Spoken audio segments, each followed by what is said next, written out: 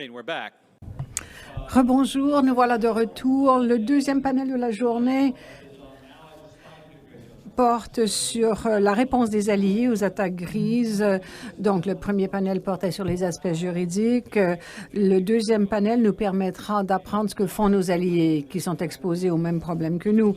Alors, pour animer cet atelier, nous avons Rachel Babbins qui travaille dans le secteur privé, l'une des leaders d'une nouvelle organisation qui s'appelle Emerging Leaders in Canadian Security, ELCS, qui vient de lancer leur site web. Vous pouvez nous parler de votre organisation davantage, mais je dirais que cet organisme comble une lacune, une grande lacune et permet d'établir des liens entre tous ceux qui sont concernés par le secteur. L'ECN vient de l'accueillir comme partenaire de notre réseau et nous attendons de grandes choses de ce nouvel organisme. Donc, merci beaucoup d'être là, Rachel. Merci de votre participation et de votre animation de cet atelier. Bonjour tout le monde et bienvenue à ce deuxième panel qui s'intitule « Réponse des alliés aux attaques grises » à notre conférence pour l'année qui vient. Et donc, nous avons connu de grands défis depuis un an ou deux dans le secteur privé et public parce que il y a eu différentes techniques, différents outils, différentes tactiques qui ont été mises à l'essai dans le cadre des cyberattaques. L'attaque contre le Colonial Pipeline, le plus grand pipeline aux États-Unis, et l'attaque qui a reçu le plus d'attention médiatique. Cela a entraîné des pénuries sur la côte est américaine, causant la panique chez beaucoup de personnes. L'attaque n'a pas eu d'incidence sur le processus physique de distribution de gaz, mais a surtout visé les systèmes administratifs. C'était une décision de la compagnie de fermer les gazoducs par mesure de prudence. Les acteurs ont ensuite dit qu'attaquer un gazoduc, qu'ils ne savaient pas qu'attaquer un gazoduc causerait une si grande perturbation et par la suite, il y a eu des excuses, en fait, ou une déclaration. Nous sommes apolitiques. Notre objectif n'est pas de créer des problèmes pour la société, mais de faire de l'argent. La réaction du groupe a été encore plus curieuse après le travail du FBI parce qu'il a annoncé qu'il allait fermer ses activités compte tenu de pression non spécifique des États-Unis. Je pourrais parler davantage de cette attaque, mais ce qui me frappe, c'est le résultat par suite d'une intrusion mineure dans un système administratif causé par un mauvais mot de passe et aussi les répercussions politiques entre la Russie et les États-Unis, ce groupe apolitique par suite de l'attaque. La discussion que notre panel aura est très opportune et j'ai hâte de les entendre sur plusieurs de ces sujets. Cela étant dit, je voudrais vous présenter nos conférenciers aujourd'hui qui viennent de partout dans le monde et qui vont aborder ces sujets très importants. Tout d'abord, le Dr Bastian Giegerich. Le Dr Giegerich est directeur de la défense et de l'analyse militaire à l'Institut international d'études stratégiques, l'IISS, où il dirige l'équipe de recherche qui produit la publication phare annuelle de l'IISS, The Military Balance. Supervise le développement de la base de données en ligne Military Balance Plus et contribue à des travaux de recherche et de conseil. De 2010 à 2018, le Dr Giegerich a travaillé pour le ministère fédéral allemand de la Défense dans des rôles de recherche et de politique, tout en étant également Senior Fellow de l'IISS pour la sécurité européenne. Il est titulaire d'une maîtrise en sciences politiques de l'Université de Potsdam et d'un doctorat en relations internationales de la London School of Economics. Il est l'auteur de plusieurs ouvrages sur les questions de sécurité et de défense européenne, le plus récent étant avec Maximilian Terhell, la responsabilité de défendre, repenser la culture stratégique de l'Allemagne. Je vais donc donner la parole au Dr Giegerich pour commencer. Merci beaucoup de cette généreuse introduction. Je suis très heureux de partager certaines réflexions avec vous ici ce matin, cet après-midi au Royaume-Uni, ou là où je me situe. L'introduction de Rachel me rappelle que je travaillais au gouvernement quand le gouvernement allemand a commencé à s'intéresser à ce qu'on appelait à l'époque la guerre hybride. Et cette idée que cet espace existe, que nous appelons maintenant la zone grise, qui se situe quelque part entre la paix et le conflit, ou la paix et la guerre. Aujourd'hui, j'aimerais dire quelques mots au sujet du pays dont je viens, l'Allemagne, et du pays où je vis et je travaille, le Royaume-Uni, et conclure par certaines réflexions sur un aspect connexe, c'est-à-dire celui de la conversation sur la résilience en Europe, avec certaines réflexions sur les répercussions pour le Canada et d'autres alliés. Comme Steve a dit il y a quelques minutes, ces problèmes sont des problèmes que nous partageons tous, évidemment. Donc, je vais parler pendant quelques 8 minutes, simplement pour lancer la discussion, et puis j'ai hâte aux interactions. Le Royaume-Uni et l'Allemagne ont évidemment une expérience récente d'activité de la zone grise au Royaume-Uni, notamment par l'assassinat, tentative d'assassinat de Sergei Skripal et le débat très animé aussi par rapport à Huawei comme instrument de pouvoir de la Chine et des conséquences pour l'infrastructure nationale de télécommunications et pour le 5G, plus tard le 6G. Et en fait, c'était un rappel des nombreuses formes d'activité étatique dans cet espace entre la guerre et la paix. En Allemagne, des agents russes ont perpétré des assassinats.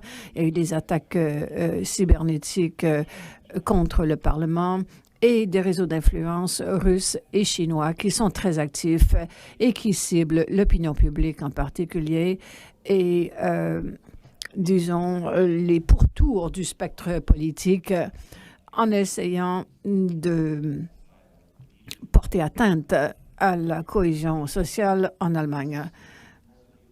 Le Royaume-Uni, comme vous le saurez,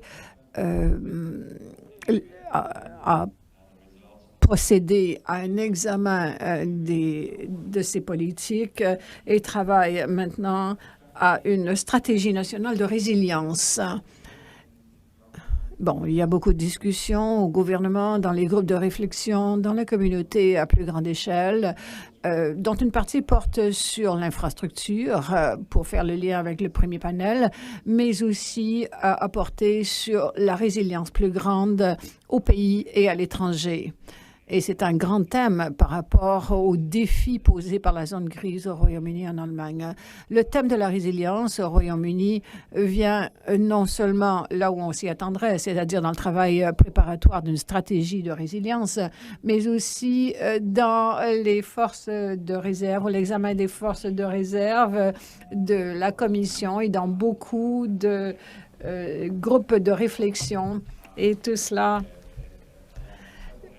relève de différents grands thèmes: responsabilité, imputabilité, partenariat, investissement requis et le sens que l'on donne à la résilience dans le contexte des menaces de la zone grise.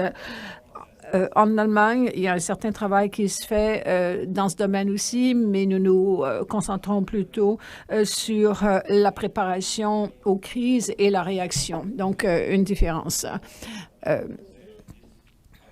La conversation est incomplète, je dirais, sous-développée en Allemagne. Au Royaume-Uni, la résilience est un élément de réflexion bien établi dans l'optique des efforts de dissuasion et des efforts de recadrage ou de cadrage de la défense en tant que tâche sociale. Au Royaume-Uni, cela ne prend pas la forme d'une approche globale de défense, comme certains diraient, par exemple les pays scandinaves, mais beaucoup plus en lien aux menaces non militaires venant d'adversaires, y compris la Russie. Donc, le cadre par rapport à la zone grise et à la résilience pour l'Allemagne semble être la préparation civile, la gestion des conséquences, la réaction aux crises, alors qu'au Royaume-Uni, c'est plutôt intégré dans l'effort de défense et dans l'effort de dissuasion. Et donc, voilà certains des défis du Royaume-Uni et de l'Allemagne. Et ce sont des défis, je dirais, que nous rencontrons dans les deux pays et qui sont assez universels et que rencontrera également le Canada. Donc, il est important de créer une action cohérente pour différents acteurs au niveau national, sous-national, international et à le secteur privé. Et donc, assurer cette cohérence entre tous ces acteurs est complexe et prend beaucoup de temps, mais inévitable également de plus en plus. L'ironie est que malgré que tout le monde convienne que cette cohésion est nécessaire, la réponse est perçue comme étant plutôt nationale.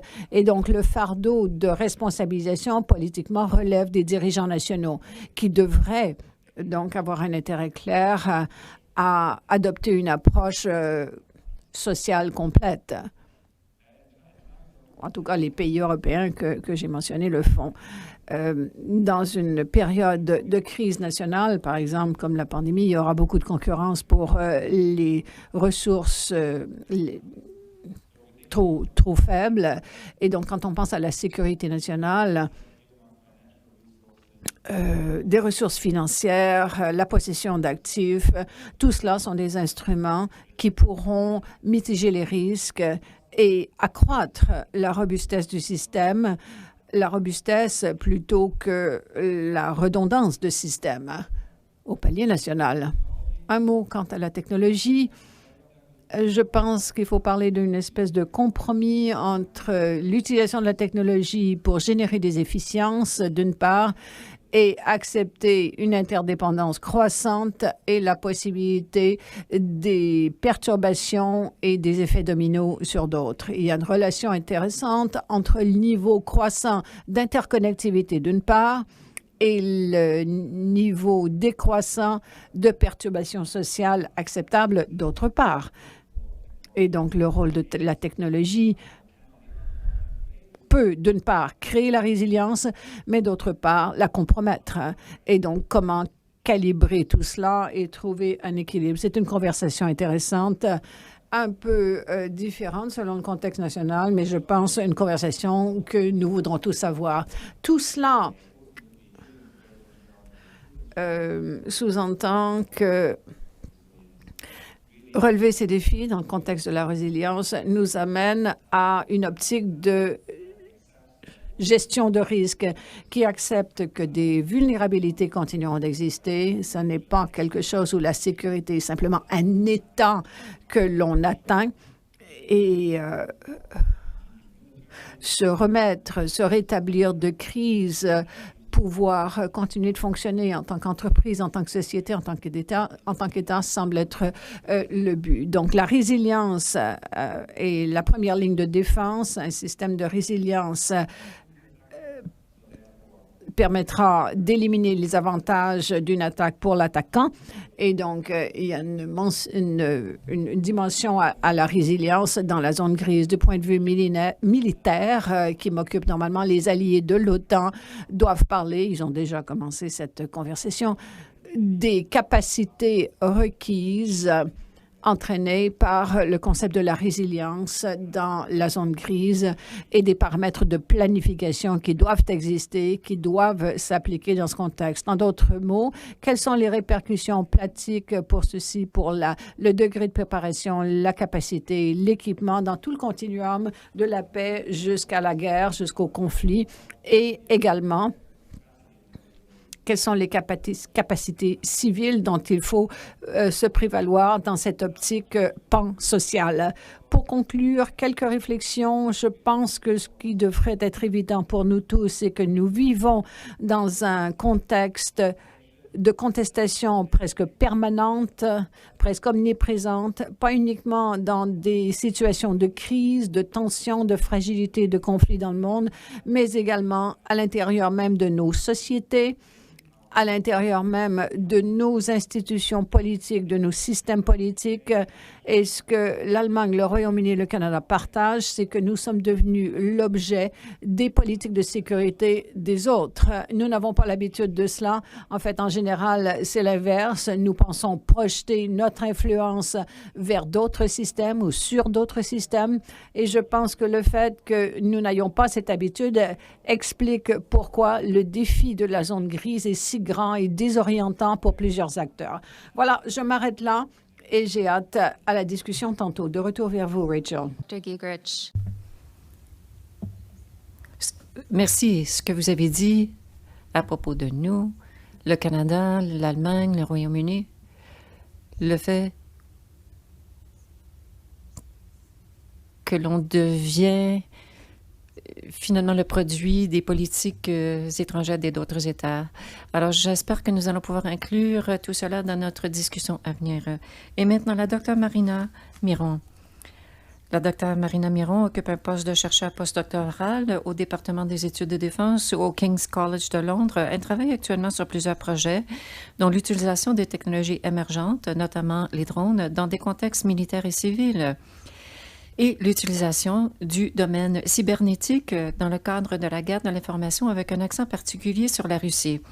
La Dr Miron est également membre du King's College London Center for Military Ethics, où elle travaille sur des projets liés à l'éthique militaire et à l'éthique médicale militaire, notamment sur l'enseignement de l'éthique médicale aux forces armées colombiennes. Elle est également chercheuse honoraire en sciences militaires à l'École de guerre colombienne. Elle a participé à un certain nombre de conférences internationales et a donné des présentations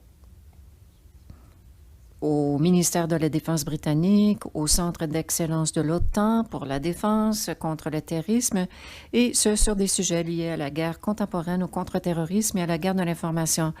Dr Miron, à vous le micro. Merci beaucoup, Rachel, pour cette gentille présentation. C'est un grand plaisir d'être ici encore une fois. C'est un sujet très important dont nous sommes saisis aujourd'hui. Et voici une observation. C'est très intéressant comment la terminologie a changé au fil des ans. Par le passé, on parlait d'un autre terme, mais je vais vous donner un exemple. C'est notamment au Royaume-Uni, il y a un terme qui n'apparaît qu'une fois dans un rapport du Royaume-Uni en 2021, mais pas du tout dans le concept d'opération du ministère de la Défense. Alors, on se pose la question, dans quelle mesure est-ce que l'on comprend cette menace? Et quelle est cette menace? Je constate que l'on met beaucoup d'accent sur l'information, la guerre de l'information. Donc, en gros, lorsque l'on parle de la guerre de zone grise, on parle d'actions qui excluraient l'Alliance, l'OTAN, de l'article 5. Donc, cela crée une contrainte juridique pour les pays occidentaux pour répondre aux pays comme la Russie et la Chine. Et ce qui est important ici, et je vais me pencher davantage sur la question de l'information et sur le spectre cyber, mais la guerre de zone grise, ce n'est pas nécessairement une question de pouvoir plus souple. Et qu'avons-nous vu récemment avec la Russie? Bon, ce n'était pas une attaque cinétique sur un pays, n'est-ce pas? Par contre, ce que l'on constatait, c'est qu'il y a beaucoup de préoccupations, notamment pour les États-Unis, pas seulement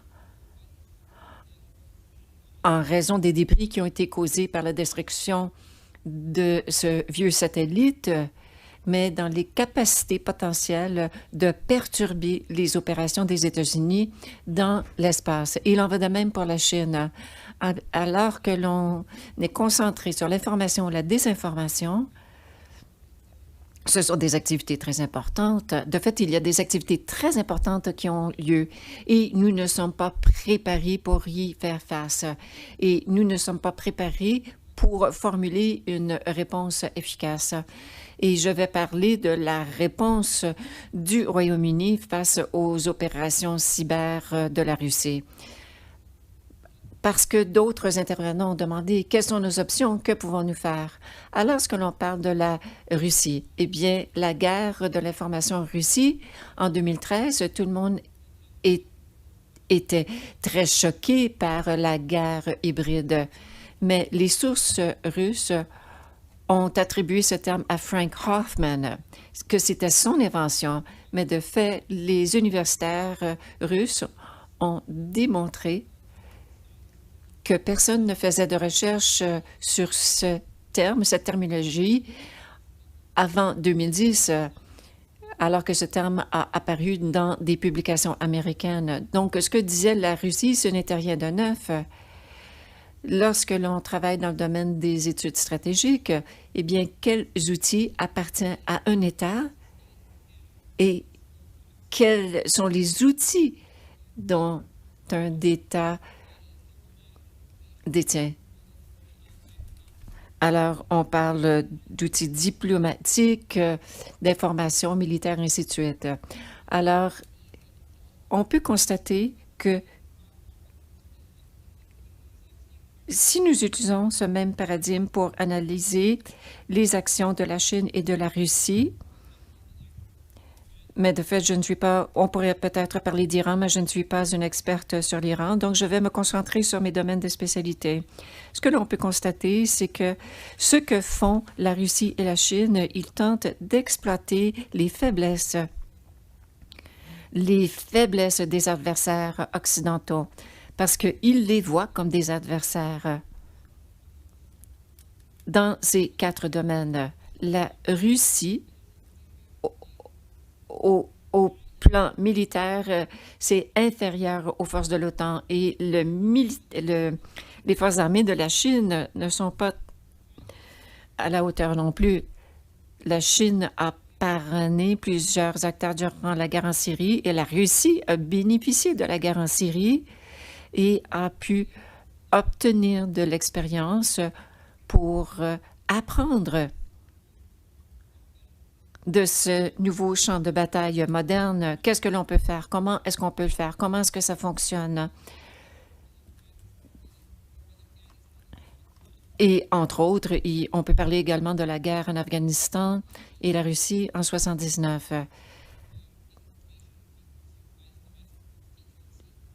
La Russie dit maintenant que la Russie a les forces armées les plus puissantes au monde. Mais la Russie sait très bien qu'elle ne pourra pas résister à un conflit armé avec l'Occident. Qu'est-ce que cela veut dire? La Russie va tenter d'exploiter d'autres avenues afin d'avoir des impacts sur les capacités des pays de l'OTAN et d'autres pays qu'ils jugent avoir des répercussions sur sa sécurité nationale. Mais en raison des sanctions, en raison de l'économie de la Russie, le pays ne peut pas devenir plus puissant, être sur le même pied d'égalité que les États-Unis. Le contingent des États-Unis, des alliés en Syrie, avait utilisé un certain système et la Russie un autre. Et les États-Unis, on constate de fait que l'on doit s'adapter à ce nouveau défi. Pour revenir à la guerre de l'information, c'est quelque chose que nous, les universitaires, on juge qui existait déjà durant la période de l'URSS. Et l'URSS était très douée au niveau de la propagande. Et il y a Evgeny Meshner qui a écrit durant les années 50, après la Deuxième Guerre mondiale, que présentement, nous sommes Nous sommes engagés dans une troisième guerre mondiale, c'est-à-dire la guerre de la conscience. L'idée, c'est de créer une réalité alternative. Pour Moscou, ça ne veut pas nécessairement certaines situations, mais nous avons vu qu'il y a des efforts pour renforcer cette cohésion sociale qui semble être en train de se désintégrer dans l'Occident. Et c'est un des centres de gravité identifiés par la Russie. Qu'est-ce que l'on peut exploiter dans l'Occident? Si, effectivement, les forces armées ne sont pas à la hauteur, alors l'objectif, c'est de miner la démocratie libérale, miner cette idée pour les citoyens au sein de l'Union européenne, aux États-Unis et au Canada, en créant de la désinformation. Et encore une fois, tout cela a été facilité par le cyberespace. Les choses donc deviennent très compliquées parce que maintenant, il y a des plateformes sociales, Facebook, Twitter. Comment savons-nous que l'information que nous consommons est réelle, est véritable? Et Donald Rumsfeld avait dit qu'il y a des choses que l'on connaît, des choses que l'on ne connaît pas, et des choses que l'on ne connaît pas que l'on ne connaît pas. Mais présentement, nous sommes dans la sphère des « on ne sait pas ce que l'on ne sait pas ». Et l'objectif de la plupart des gouvernements, ce n'est pas seulement de faire en sorte que les populations étrangères se méfient de leur propre gouvernement, et peut-être que ce serait logique dans ce sens-là que d'autres personnes seraient plus favorables à la Russie. Non, l'objectif, c'est une méfiance complète par rapport à tout le monde et tout. Et c'est un cheminement intéressant, mais l'objectif ultime,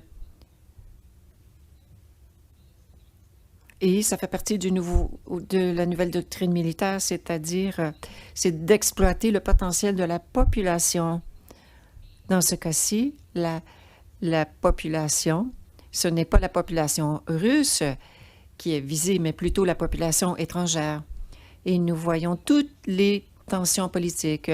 On voit que la Russie tente d'influencer la population en France, aux États-Unis. On constate que la Russie vise des opérations cyber. Je parlerai des cyberattaques plus tard.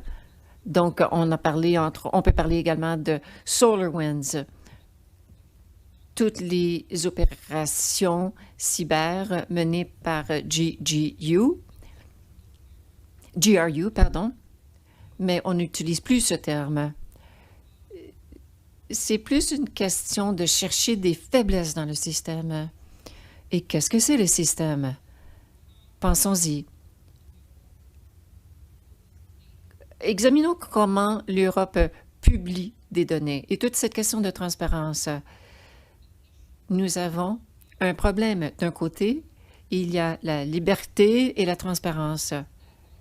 Toute la donnée est publiée en source ouverte. De l'autre côté, des acteurs comme l'Iran, la Chine et la Russie peuvent exploiter ces données, pas seulement pour influencer l'opinion publique à l'étranger, mais aussi pour planifier des opérations militaires et ainsi de suite.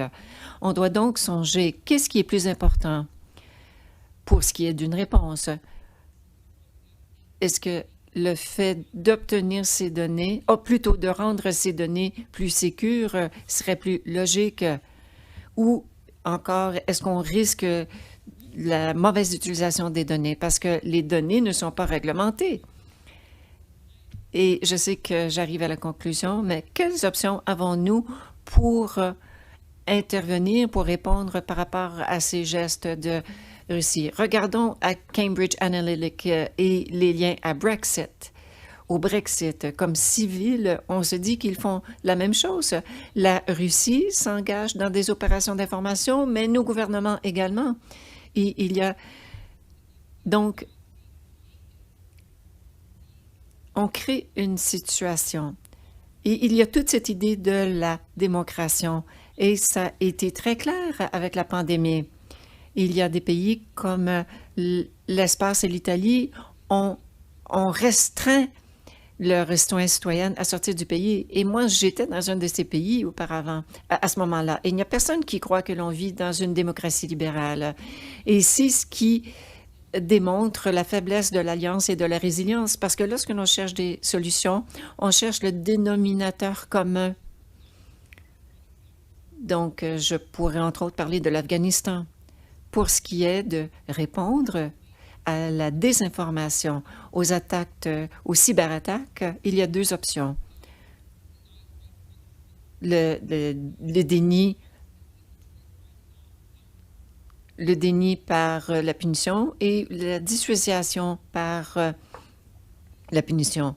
Tout d'abord, cela voudrait entre autres dire qu'un pays comme le Royaume-Uni aurait à utiliser de façon proportionnelle des armes cyber proportionnelles.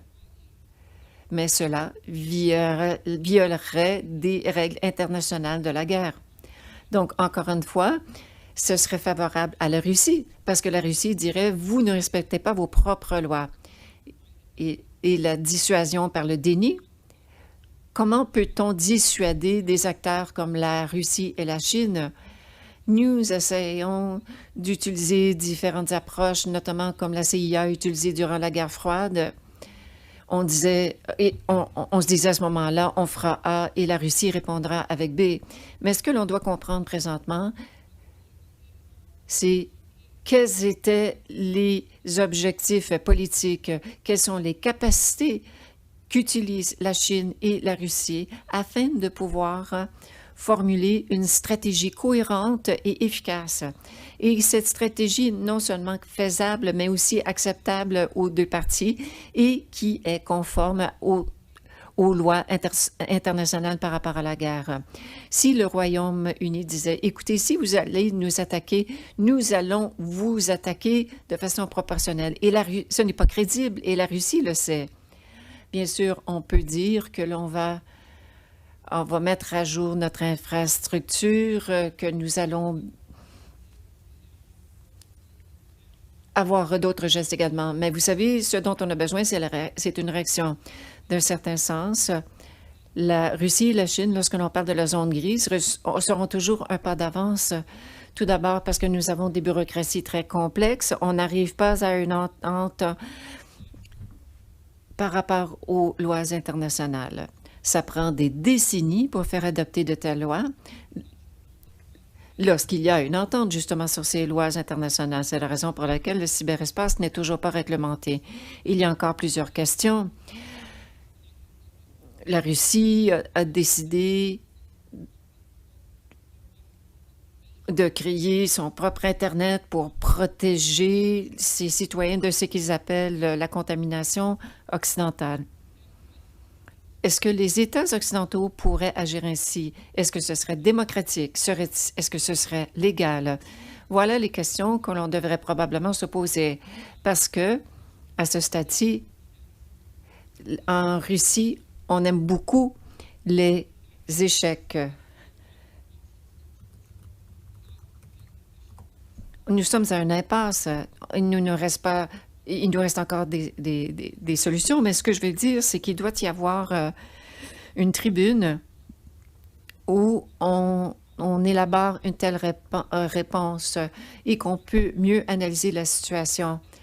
On devrait voir plutôt adopter une stratégie intégrée plutôt qu'une guerre dans le cyberespace ou la guerre de l'information.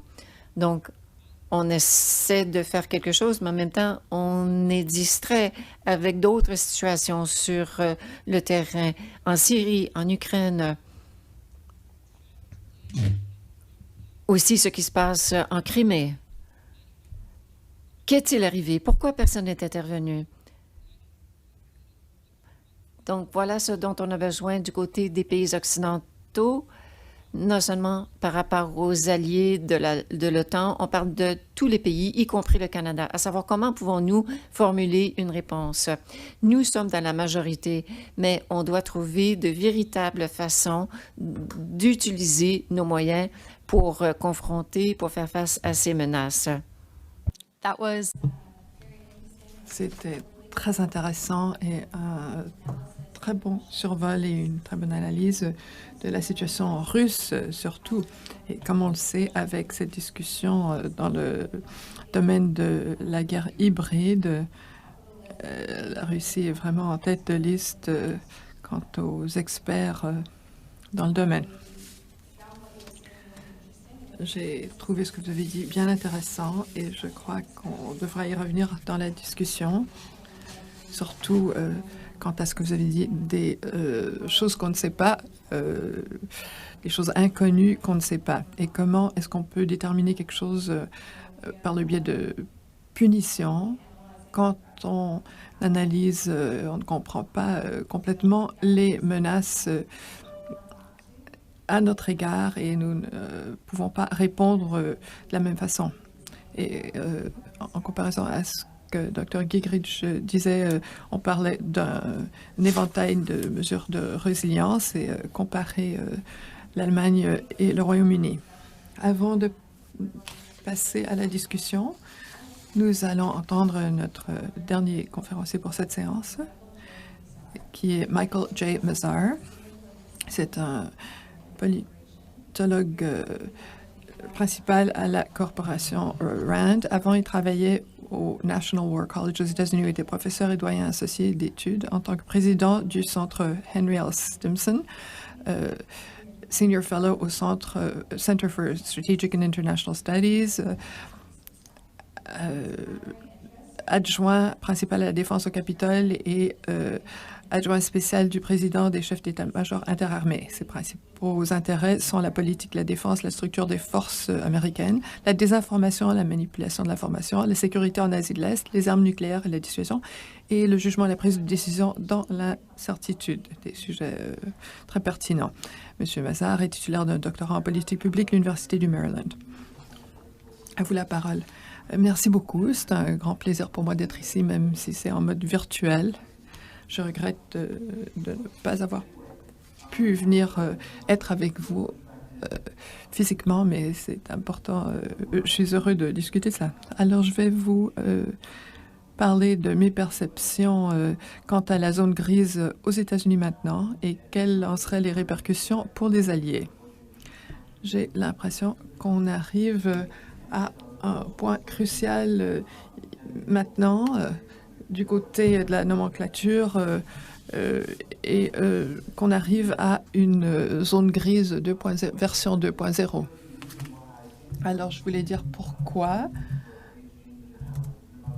nous arrivons à un point d'inflexion quant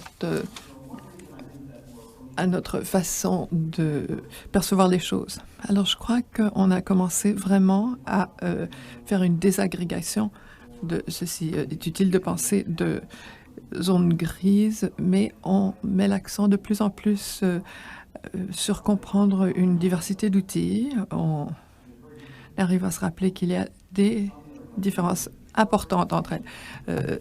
Certains de ces outils peuvent faire l'objet de moyens de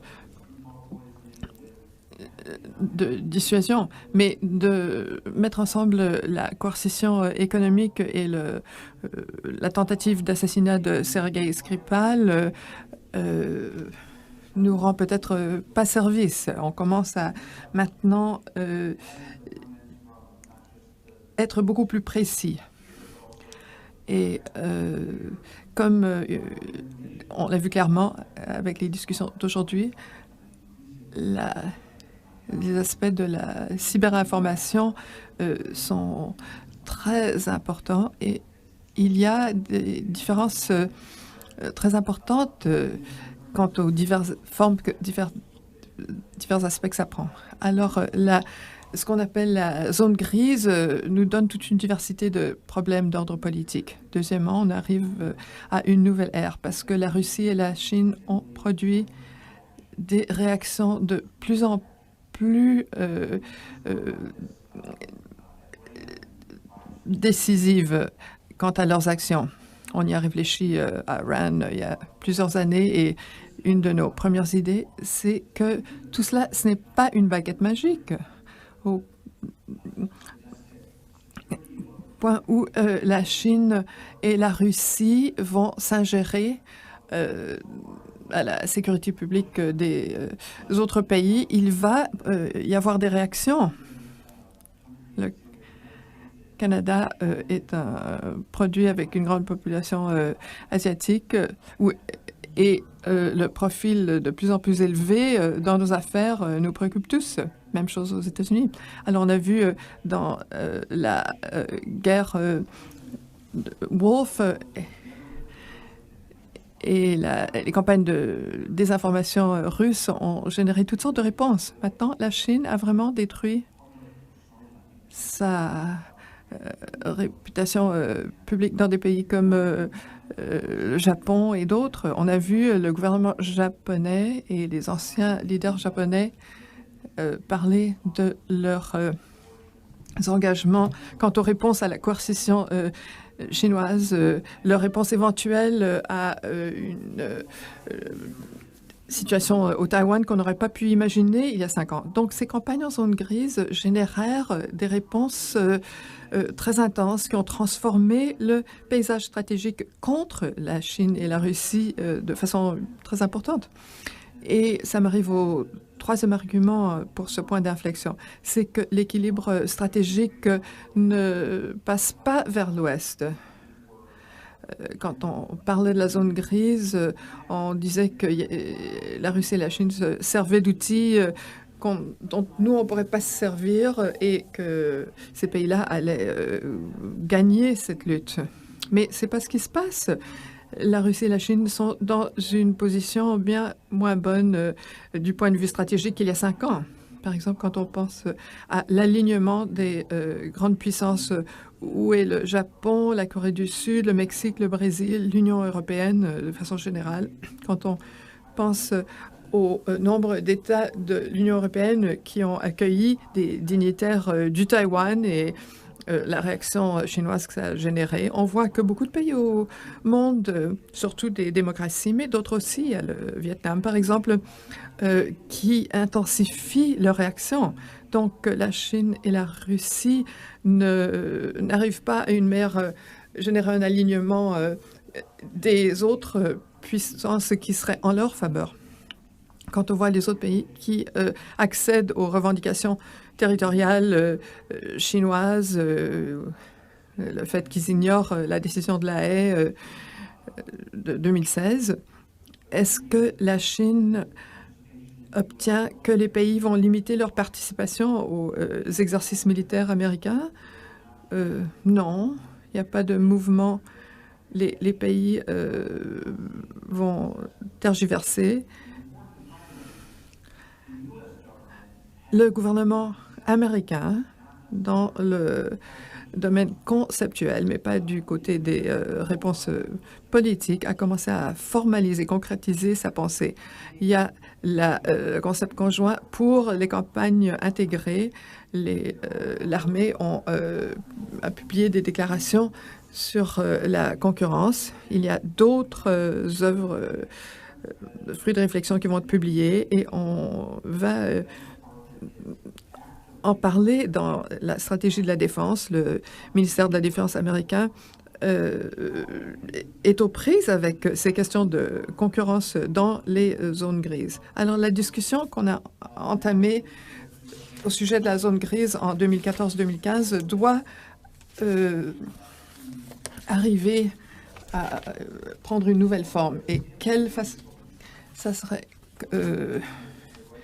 ça changerait comment? Et maintenant, vraiment, c'est le renseignement ou l'information qui est au centre de l'affaire. Donc, ces récits narratifs de concurrence, la sécurité, tout cela du côté de l'information à l'échelle internationale, mais aussi pour protéger notre environnement national et au centre de cette concurrence dans la guerre sous le seuil. Et ça serait aussi du côté, ça serait le cas pour une guerre chaude, une guerre ouverte. Le défi, et nos études là-dessus m'a convaincu qu'il est difficile de quantifier l'effet qu'a eu la Russie avec ses campagnes de désinformation. Pour moi, cette guerre de la conscience est nationale à 95%. C'est ce que nous faisons nous-mêmes qui est le problème. Et la Russie et la Chine cherchent de plus en plus à en profiter. Il peut y avoir quelques histoires de réussite, peu nombreuses, mais je ne pense pas que le problème est un domaine où les acteurs étrangers peuvent changer la situation, peuvent influencer la situation. Ce sont des problèmes des sociétés occidentales, ce qui fait une réaction encore plus difficile. Donc, l'information comme enjeu central. Et deuxièmement, pour organiser une réponse aux États-Unis, une réaction, aux États-Unis, on n'est pas organisé au sein du gouvernement pour relier les différents éléments du gouvernement américain. Avant de parler de faire un lien entre le domaine public et le domaine privé, dans la campagne pour l'information, si on veut poser la question qui possède les données dont on a besoin, qui contrôle les réseaux et qui comprend ce qui se passe dans les réseaux d'information, ce sont à 95% des acteurs privés. Mais le lien entre les réponses publiques et privées n'ont pas encore été créés. Donc, il faut vraiment consolider cela. Un troisième aspect qu'on a mentionné plus tôt, c'est l'élément du renseignement. Aux États-Unis, la réponse du côté du renseignement avance un peu, mais ça soulève cette question pérenne de renseignement de sources ouvertes, l'équilibre entre les secrets et l'information ouverte. Donc, l'information ouverte, c'est la forme dominante, mais le monde du renseignement a de la difficulté à faire face à ça. Et l'autre élément, c'est la création de normes. On l'a mentionné dans le panel précédent, donc on parlait du GG des Nations Unies. Comment est-ce qu'on peut créer des contraintes normatives sur ces actions, en plus de créer une résilience nationale? Quatrièmement, je crois que de lutter, de riposter contre ces menaces, ça ne va pas nécessairement faire du tort aux autres. Alors, la réponse de la Russie, les Russes disent, ben, vous parlez de notre ingérence dans vos processus tout le temps, mais vous revendiquez le droit de faire la promotion de la démocratie de façon à vous ingérer dans nos processus nationaux. Et les Nations unies et les Américains n'ont pas trouvé une réponse à cela. Donc, quand on cherche à se défendre en établissement des normes, en conservant le droit, surtout d'acteurs non gouvernementaux, de prendre des actions pour protéger la démocratie sans créer une norme complètement hypocrite où on dit ben, on peut vous faire subir ce qu'on vous demande de ne pas nous faire sans vous permettre de le faire à nous. Et enfin, cette concurrence dans la zone grise, c'est un concept de transition qui nous amène à mieux comprendre cette réalité plus générale, décrite dans de nombreux ouvrages, qui est que la nature des conflits change et les conflits se penchent de plus en plus sur la stabilité et la sécurité des pays qui se rivalisent. Donc, la démarcation entre la guerre et la paix est devenue de plus en plus floue. Alors, cette idée c'est qu'on doit avoir une norme d'intégrité territoriale virtuelle pour que des violations à grande échelle de la souveraineté sont perçues comme être inacceptables. On ne répond pas de façon décisive, comme on l'a vu en 2014 et en Ukraine, mais les normes ont été établies, les fondements des normes. Alors, les attaques maintenant vont migrer dans des espaces qui ne sont pas couverts par cette norme. Et donc,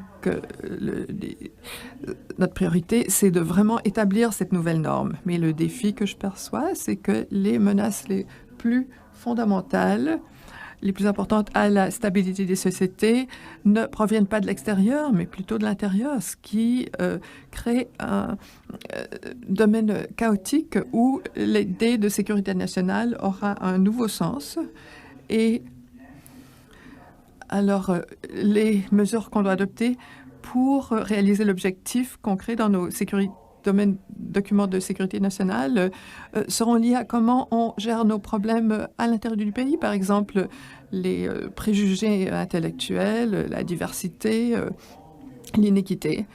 Et le gouvernement américain est très loin de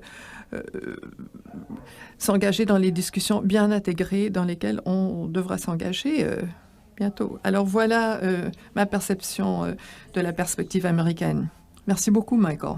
Et votre point de vue que c'est un enjeu non seulement du côté de la politique étrangère, mais surtout dans l'espace des politiques nationales est très intéressant. Et ça m'amène à la première question que je voulais poser au panel. Les participants de la conférence ici, on a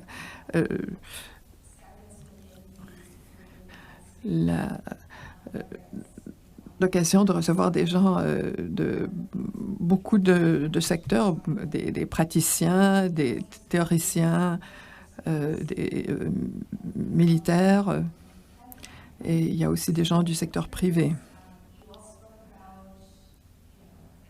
Vous avez tous parlé de différentes façons de créer des cadres pour la résilience et quelles sont les réponses de différents pays. Si vous aviez à consulter quelqu'un au niveau stratégique ou tactique ou opérationnel, de façon très claire, voilà comment je vous conseillerais de réagir à l'environnement de menace tel que je perçois. Quels seraient les conseils que vous donneriez? Alors, je sais que c'est une question à laquelle il est difficile de répondre, mais ça serait très bon si on pouvait avoir quelque chose qui constitue une optique pour la création de politiques dans ce monde qui évolue si rapidement. Alors, je vous passe la parole. Bastian, est-ce que vous voulez commencer? Merci pour cette question à laquelle il est si facile de répondre. Alors, premièrement, j'aimerais réagir à ce que Mike a dit. Alors, une chose qu'on doit s'assurer de faire correctement, comme vous l'avez dit, ce sont nos vulnérabilités à l'intérieur du pays qui sont le problème. Et ce sont des vulnérabilités intérieures qui sont exploitées par d'autres acteurs. Alors, je veux qu'on ne cherche pas à scinder les activités extérieures des vulnérabilités intérieures. Je suis certain que ce n'est pas ce que vous vouliez faire. En tout cas, on ne le voit pas clairement en Europe ou aux États-Unis. Alors, pour répondre à votre question, Rachel, la première chose que je dirais, c'est qu'il faut accepter que toutes les réponses que vous trouvez ne seront pas entièrement optimales. Il n'est pas possible d'être préparé à 100% pour plusieurs raisons. Et je dis que c'est toujours un dilemme dans la planification de la défense, que vous ne pourrez pas payer la préparation pour tout et vous ne pourrez pas vous spécialiser dans beaucoup d'éventualités parce qu'il y a toujours des surprises. Donc, cette réalité, on doit l'accepter. Donc, la conversation passe à une discussion au sujet de vulnérabilité, de la gestion des risques, de l'atténuation. Et je crois qu'une fois qu'on s'écarte de ce dont on discute, donc la zone grise, c'est une question d'équilibre, de conserver la capacité de pouvoir réagir aux circonstances qui évoluent, qui changent. Alors, vous avez posé la question au niveau abstrait. Voilà ce que je dirais. Et pour tout le reste, ça dépend de la situation dans laquelle on se trouve à ce moment-là. En Europe, tout au moins, il semble que notre environnement de sécurité s'est détérioré. Le problème est ce que nous avons de nouveaux risques, de nouveaux défis, mais les anciens n'ont pas disparu. Il y a plus de vecteurs, les surfaces d'attaque sont plus grandes que ce que nous avions compris. Ce n'est pas que le nouveau remplace l'ancien. Il faut composer avec le nouveau et l'ancien à la fois, en parallèle, simultanément. Et c'est ce qui rend ces choix si difficiles. Merci. Si je peux rebondir sur cette réponse, vous avez beaucoup parlé de vulnérabilité et spécifiquement de l'approche axée sur les risques. Quelles sont certaines de ces vulnérabilités que vous attaqueriez d'abord ou pour lesquelles votre conseil serait de s'y attaquer d'abord? Lorsque nous parlons des pays d'Europe, soyons un peu plus spécifiques, prenons la Chine, par exemple. Nous pouvons avoir une conversation très avisée en Europe maintenant au sujet de la Chine et au sujet des positions gouvernementales, de la concurrence stratégique et de la concurrence en deçà du seuil.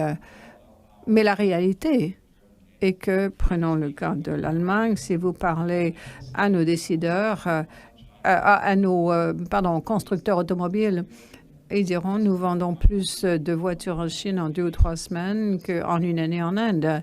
Et donc, pourquoi nous mettre à discuter de cette diversification que vous nous suggérez?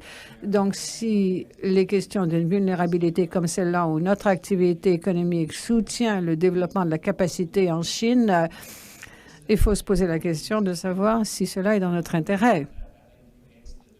Et cela entraîne les choix difficiles, où notre succès économique alimente les problèmes du futur.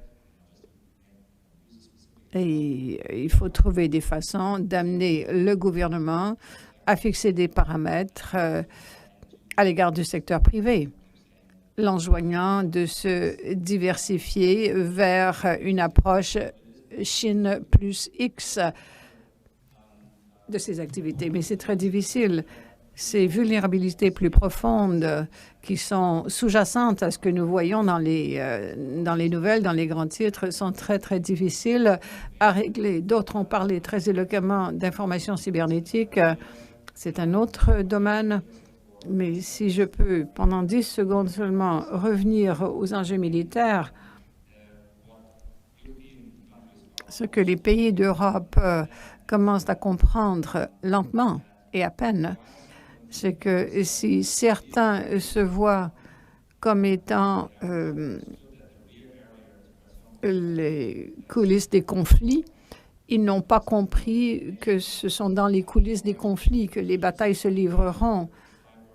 Si on pense aux frappes précises, jumelées avec les attaques cybernétiques, jumelées avec les campagnes de désinformation, tout cela va se produire dans l'arrière-plan. Enfin, donc voilà. La liste des vulnérabilités est très longue, Rachel, mais voilà comme point de départ. Et je cède la parole aux autres. Merci. Docteur Miron, est-ce que vous aviez une autre réponse? Est-ce que vous vouliez réagir? Est-ce que les autres intervenants ont précisé? Merci beaucoup, Rachel. Je voudrais effectivement intervenir. La question est assez générale, mais en général, ce qui est important, c'est non seulement de comprendre vos propres capacités et jusqu'où vous êtes disposé à aller par votre réponse. Comme exemple, avec le Royaume-Uni qui réagissait aux attaques cybernétiques de la Russie, on est face au problème d'attribution pour répondre. Et donc, il faut une communication stratégique ou alors on fait comme les États-Unis ont fait.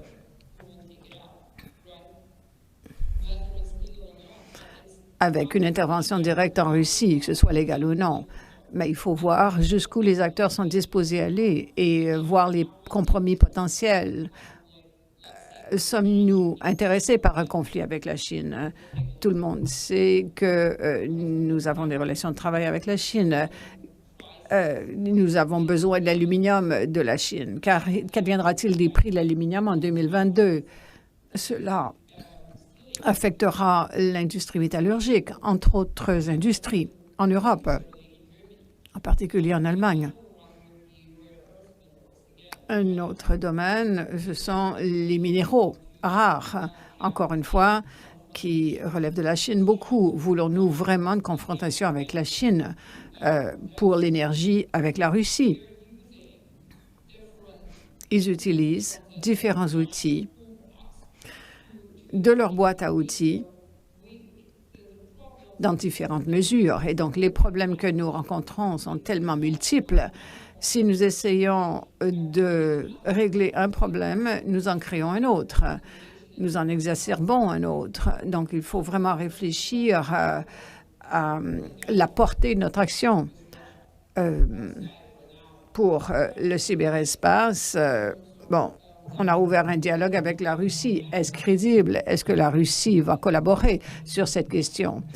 Et ce dialogue s'est amorcé en 2018, sauf erreur. Il y a eu une certaine collaboration, mais au moins, disons, on garde l'ennemi à portée de main, entre guillemets. Et à ce moment-là, on a une idée ou un petit aperçu, disons, de ce qu'il fait, de ce qui se passe. Ce sera à chaque acteur, à chaque intervenant de voir. Maintenant, est-ce que ces intervenants peuvent trouver un terrain d'entente? Prenons l'approche US par rapport au Royaume-Uni ou les Français par rapport à l'Allemagne. Agissons-nous comme alliance? Est-ce que chacun agit séparément selon ses capacités? Et faut-il ne pas rechercher l'appui d'autres pays si nous prenons des mesures avec lesquelles d'autres ne seraient pas nécessairement d'accord? Cela complique encore la donne. Merci beaucoup. Enfin, Michael.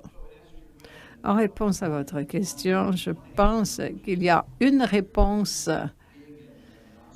qui est très générale, ne porte pas sur la sécurité, quant aux vulnérabilités des pays, qui relèvent surtout de l'incapacité des institutions à régler les problèmes, de l'incapacité des sociétés à régler les problèmes à cause d'enjeux d'aliénation, etc. Maintenant, dans le domaine de la sécurité, je dirais deux choses. Une portant sur le gouvernement américain, l'autre portant sur l'organe militaire. Quant au gouvernement, il faut trouver une façon d'organiser notre réponse aux enjeux de plus en plus intégrés, enjeux militaires et non militaires. Par exemple, le cyberespace, il nous a fallu des années pour créer un seul bureau, un seul office qui soit le coordonnateur des politiques cybernétiques, de leur prévention, de leur réaction. Et bon, on n'y est pas encore tout de suite. On a plein de groupuscules qui coordonnent mieux, mais encore pas assez bien. Alors, on a un ministère d'Affaires étrangères qui est prédominant avec ses traditions, son histoire de planification, mais la plupart des enjeux ne sont pas des enjeux de défense nationale non plus. Et plusieurs des intervenants en défense disent nous combattons les guerres, pourquoi nous demandez-vous de régler les autres problèmes de la nation? Et il y a d'autres organes politiques qui n'ont pas les budgets ou les ressources pour mener les campagnes que nous envisageons. Il y a le Conseil de sécurité qui est au-dessus de SLOCA, qui coordonne les politiques, mais pas les opérations. Et sans le personnel pour vraiment prendre les choses en main. Donc, nous devons faire les choses sérieusement. Il y a différentes façons d'y prendre, mais il faut prendre sérieusement toute cette question de la coordination pan-gouvernementale. Alors, pour le côté militaire, je dirais que ce qui m'inquiète le plus à l'avenir, c'est que nous discutons depuis 10 ans de nos vulnérabilités et institutionnellement, nous ne prenons toujours pas au sérieux que 10 minutes après le début d'un conflit avec quelqu'un, nous allons nous demander ce qui s'est passé. Donc, il faut investir plus de ressources, d'attention à devenir la force militaire la plus résiliente du point de vue de l'information dans le monde. Nous y arrivons, mais nous n'y sommes pas encore. Donc, si je devais donner des conseils, c'est ce que je dirais. Merci beaucoup. Nous avons maintenant des questions du public. J'y viens. Donc, la première question. Comment la Russie influence-t-elle les élections aux États-Unis et en France? Quelle tactique la Russie a-t-elle utilisée? Donc, voilà, je vous laisse la parole si l'un de vous veut commencer et donner une réponse. Je peux rapidement dire pour commencer que nous avons fait certains projets à ce sujet dans le cadre de notre société Round. D'abord, les grandes campagnes de médias sociaux, les plateformes nous permettent de sortir beaucoup d'informations de toutes sortes de façons, parfois axées vers des groupes ou des individus. Il y a une autre technique qui consiste à laisser fuir des documents, laisser fuir par Wikileaks, par différents courriels qui ont pour but d'avoir une influence sur le résultat des élections. Je pense que cela a eu un effet plus grand sur les élections américaines que toute autre chose. Une chose que je disais plus tôt, c'est que nous avons cherché activement ceci, mais je n'ai pas encore vu d'éléments de preuve convaincants sur le niveau d'effet que la désinformation ou fausse information par les médias sociaux russes ont pu avoir sur les résultats électoraux aux États-Unis.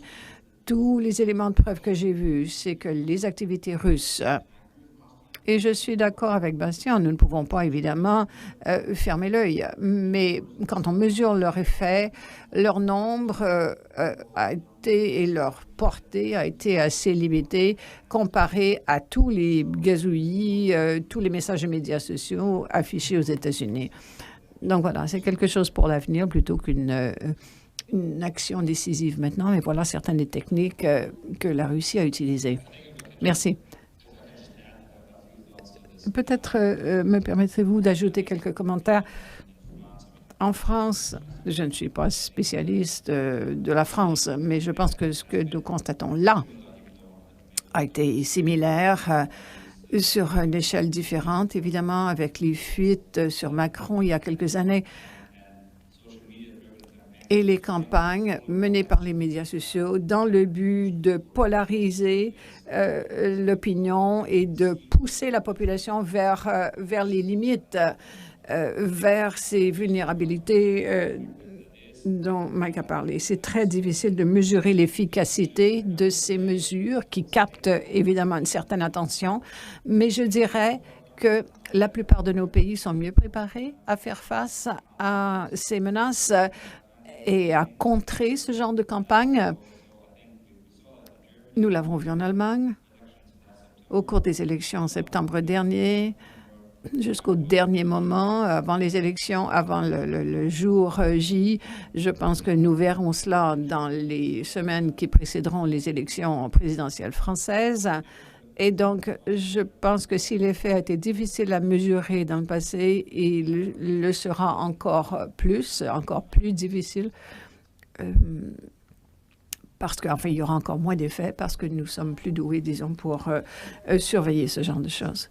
Docteur Miron, vouliez-vous ajouter quelque chose? Je pense que tout a été dit.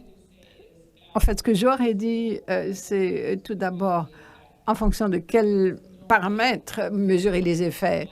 Il n'est pas possible d'opérationnaliser les variables de mesure et l'influence des campagnes d'information ou de désinformation de la Russie. Donc, tout relève de ce que nous lisons, qui est public. À ce stade-ci, ce que la Russie recherche essentiellement, c'est d'exploiter les divisions sociales. Par exemple, en Espagne, avec la Catalogne et l'idée de l'indépendance, la Russie tentait activement d'empirer les choses et d'encourager le gouvernement catalan à se battre pour avoir son autonomie de l'Espagne. Et nous verrons cela partout. Mais il faudra voir à quel stade notre société, en amont d'élections, où il y a deux groupes qui se font concurrence, s'il y a un terrain d'entente et jusqu'où iront les tensions dans ces sociétés. Les sociétés chercheront ces sociétés vulnérables de façon à exercer une influence pour les faire basculer. C'est ce que la Russie a fait en exploitant les populations les plus vulnérables. Après toutes les mesures vulnérables, les populations d'Europe sont devenues très désillusionnées par les politiciens, le gouvernement, la démocratie. Et certainement, ce n'était pas le jeu de la Russie, mais la Russie peut certainement exploiter ce mécontentement par rapport à la démocratie pour créer un conflit. Et c'est quelque chose dont il faut avoir confiance et contre quoi il faut prendre des mesures. Merci.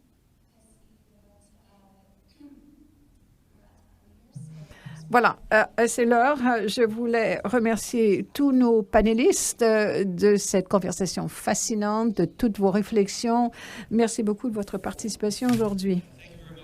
Merci beaucoup. C'est un excellent groupe de discussion, excellent panel, rassurant. Si la menace est vraiment nationale, nous n'aurons pas beaucoup de collaboration. J'apprécie la notion voulant que les Russes, les Chinois empirent notre situation, mais la leur aussi. Donc, voilà. Ceci, en fait, pointe vers un besoin de démocratie, parce que les panélistes ont fait comprendre que la meilleure façon de régler ces problèmes, c'est d'arrêter de se